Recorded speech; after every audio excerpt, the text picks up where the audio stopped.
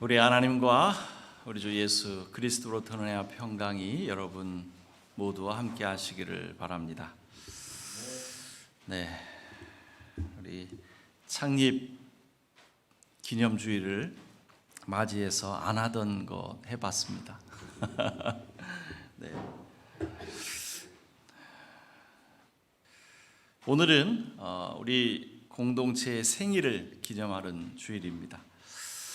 이 공동체의 생일은 한 개인의 생일이 아니라 공동의 생일인 만큼 함께 기뻐하고 또 함께 축하하면서 여러분의 기억 속에 오래 남는 그러한 뜻깊은 날이 되었으면 좋겠습니다.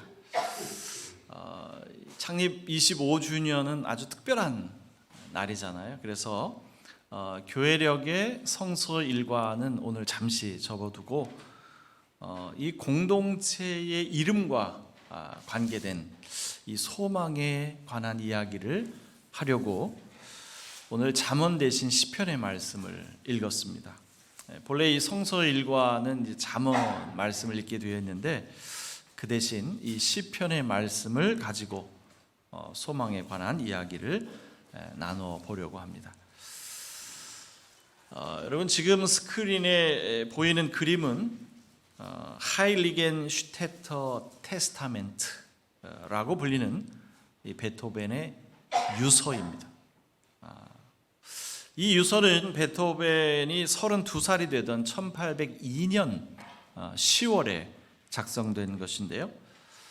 이 베토벤은 극도의 건강 악화로 인해서 이 오스트리아의 빈 그 교회 마을 하일리겐 슈타트에서 요양 중이었습니다. 자신의 삶을 비관하면서 동생들에게 유서를 남긴 것인데요. 베토벤은 이 유서를 작성한 이후 25년을 더 살았지만 작성할 당시에는 이제 자신의 생이 얼마 남지 않았다고 생각했던 것 같습니다. 그리고 유서의 내용에서도 알 수 있듯이 그는 6년이 넘도록 괴로운 질병에 시달리고 있었고 또 사람들의 오해로 인해서 이중고를 겪고 있었습니다. 그러니까 자신의 성격이 괴팍하게 변하고 고집장애가 된 것은 이 자신을 괴롭히는 질병 때문인데 사람들은 그것을 이해하지 못하고 선천적으로 인간성에 문제가 있는 것처럼 그렇게 생각을 해서 사람들은 이 베토벤을 혐오했다는 거죠. 유서의 한 대목을 한번 읽어보겠습니다.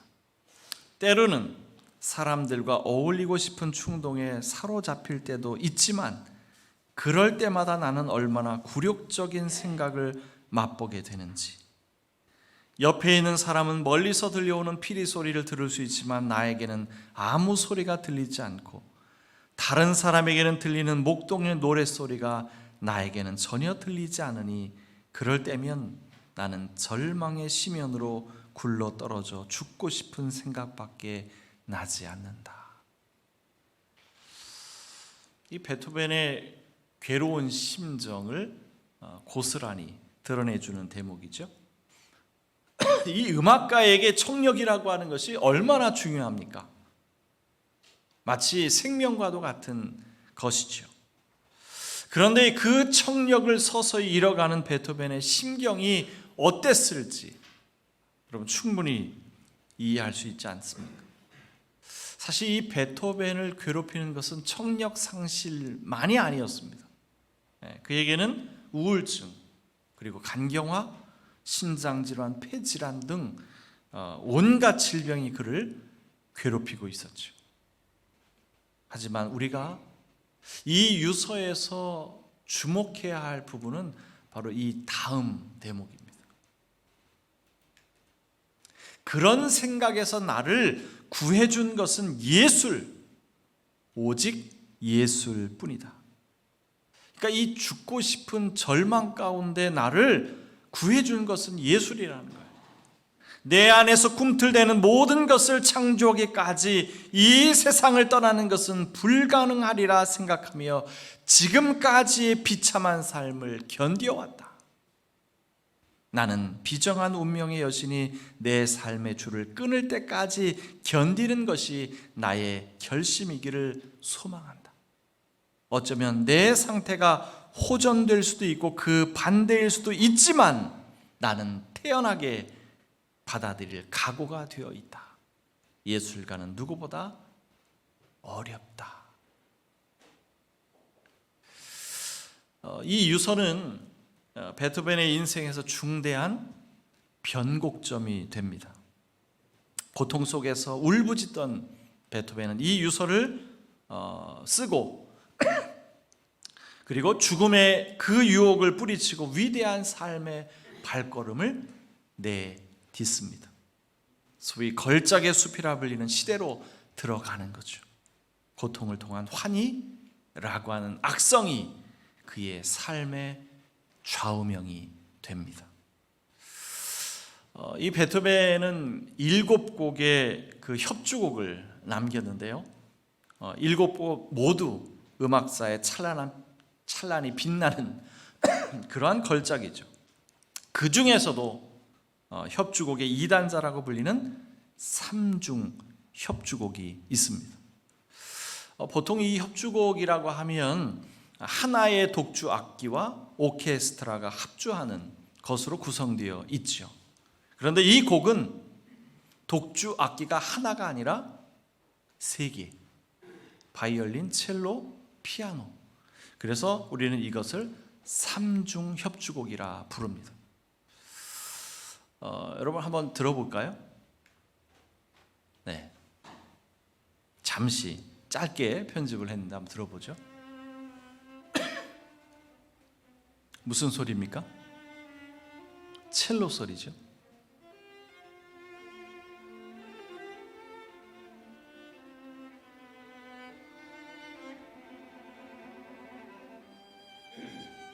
무슨 소리예요? 바이올린 소리입니다.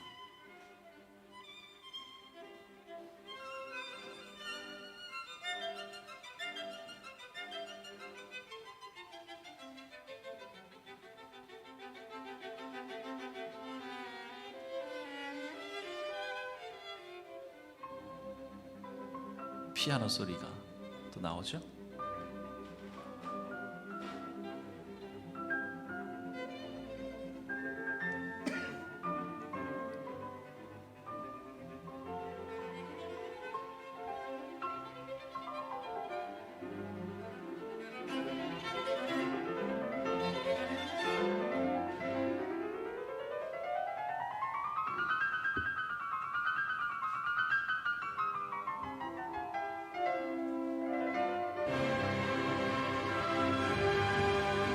오케스트라와 함께 합주합니다. 네, 이 베토벤 이전에도 그리고 이후에도 시도되지 않았던 독특하고 파격적인 구성입니다. 이 3개의 독주 악기와 관현악을 조화시킨다라고 하는 이 발상은 참 흥미롭지만 작곡 기법상 그리고 실제 연주에 굉장히 어려움을 보일 수밖에 없는 곡이죠. 3명의 뛰어난 연주자가 필요하고요. 또 3명의 연주자 간의 호흡도 중요합니다. 그리고 무엇보다도 오케스트라와 잘 조화를 이루어야겠죠. 이 참으로 독특한 발상이지만 넘어야 할 난관이 참 많은 곡입니다. 그런데 베토벤은 청력 상실이라고 하는 절망적인 상황 속에서도 과감히 그 고난을 뚫고 위대한 역작을 만들어냈습니다. 아무도 시도하지 않았던 그 누구도 성공해내지 못했던 곡을 완성해냅니다. 이 위대한 역작은 바로 소망이 만들어낸 겁니다.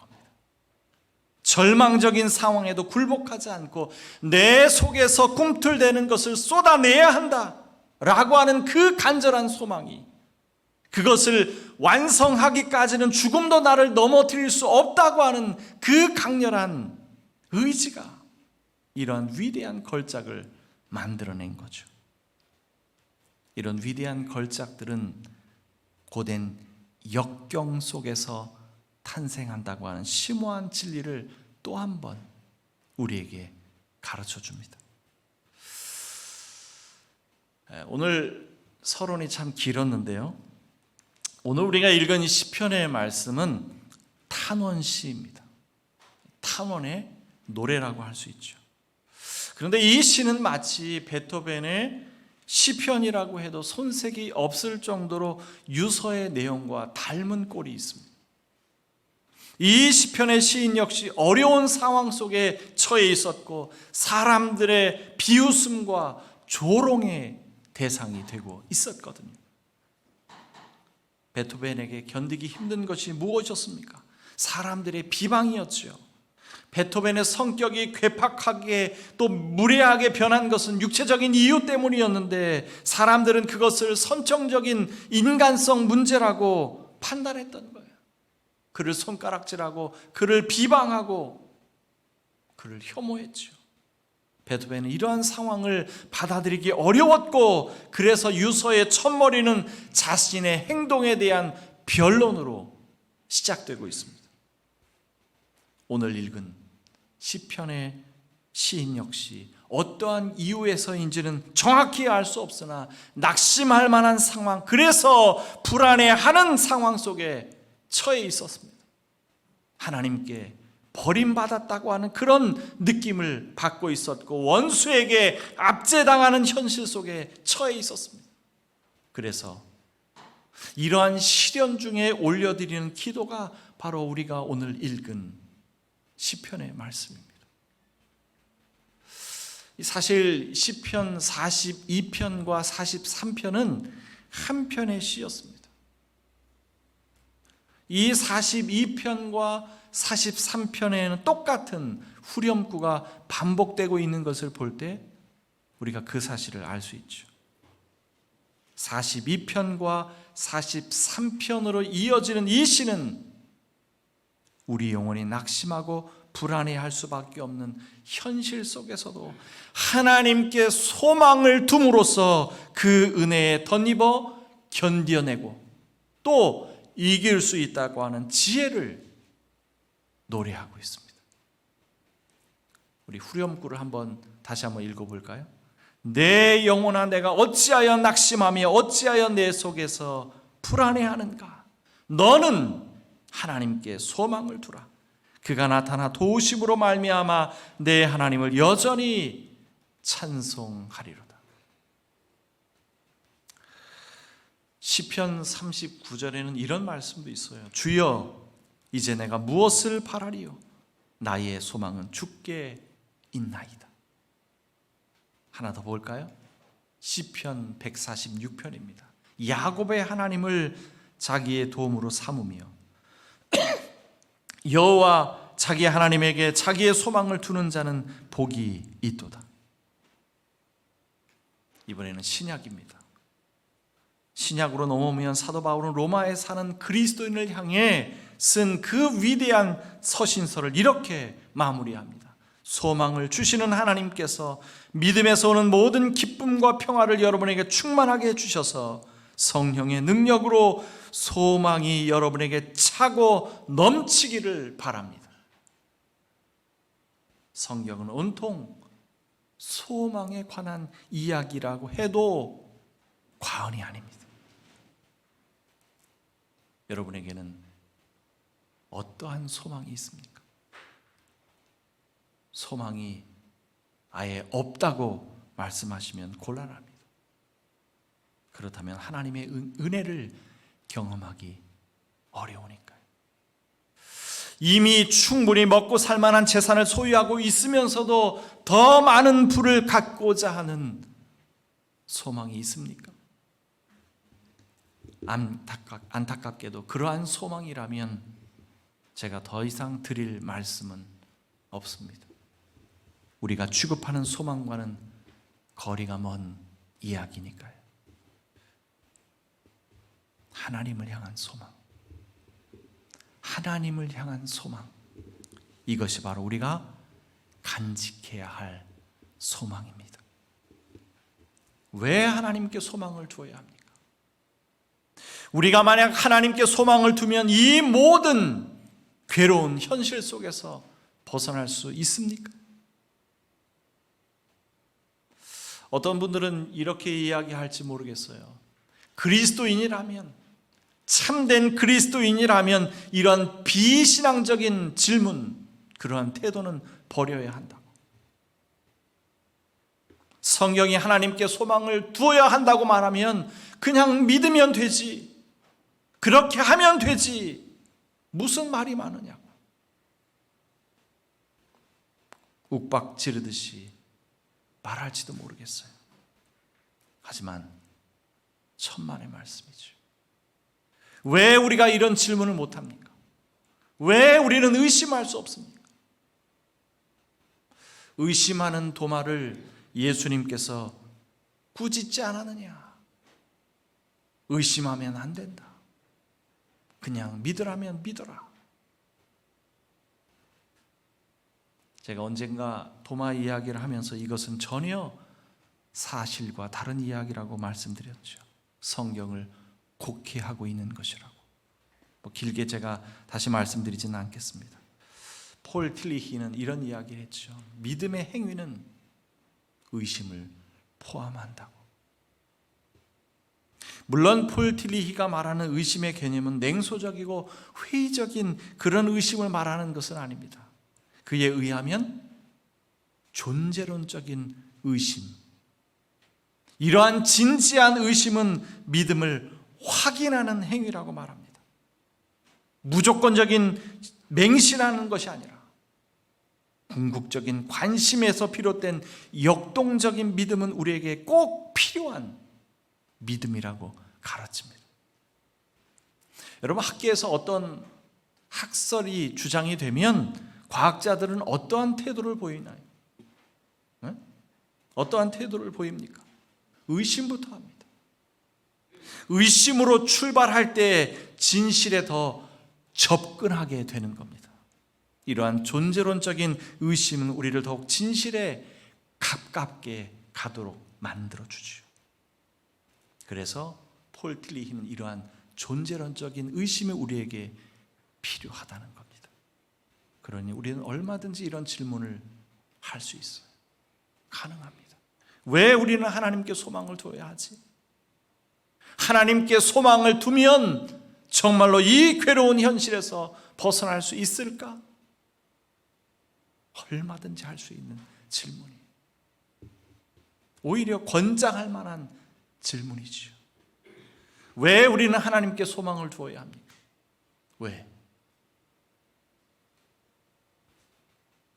하나님은 나를 아시는 분이니까요. 사람들은 나를 알지 못합니다. 아무리 가까운 친구라도, 아무리 가까운 가족이라도 나를 알 수 없어요. 심지어 때로는 나 자신도 나를 이해하지 못하는데 누가 나를 압니까? 하지만 하나님은 나를 아시잖아요. 나의 모든 것을 아십니다. 내가 왜 괴로워하는지, 내가 왜 불안해하는지, 내가 왜 고통을 받고 있는지 하나님은 아십니다. 나를 지으신 분이니까요. 또 하나님은 나를 변호해 주시는 분이잖아요. 사람들은 나를 겉으로 보고 판단하고 나를 손가락질하고 나에게 손가락질하고 나를 정죄도 하지만 하나님은 그런 모든 비난의 화살을 대신 막아주시는 분이잖아요. 그러니 우리가 소망을 두어야지. 하나님께 소망을 두어야지. 그리고 무엇보다도 하나님은 우리의 생명의 근원이시니까요. 하나님은 바다같이 넓으신 분입니다. 하나님은 하늘처럼 높으신 분입니다. 하나님보다 크신 분이 있습니까? 그런 크신 하나님이 나의 생명을 붙들고 계시는데 우리가 요동칠 수 있습니까? 우리가 이런 크신 하나님을 붙들고 있는 한 우리에게는 소망이 있습니다. 그리고 그 소망이 있기에 우리는 살아갈 용기를 낼 수 있는 거죠. 소망의 닻을 하나님께 내립시다. 그러면 위험한 바다, 요동치는 파도 위에 떠 있는 위태로운 흔들리는 배와 같은 우리의 인생을 든든히 붙잡아 줄 겁니다. 우리 공동체가 이제 25주년을 맞이했는데요. 탄현 소망 교회, 그 이름에 걸맞게 하나님의 소망을 품고 그 소망을 세상에 전하며 당당하게 용기 있게 멋지게 힘차게 살아가는 공동체가 되었으면 좋겠습니다. 마치 반석 위에 세운 교회같이 흔들리는 세상 속에 흔들리지 않는 든든한 신앙 공동체가 되었으면 좋겠습니다.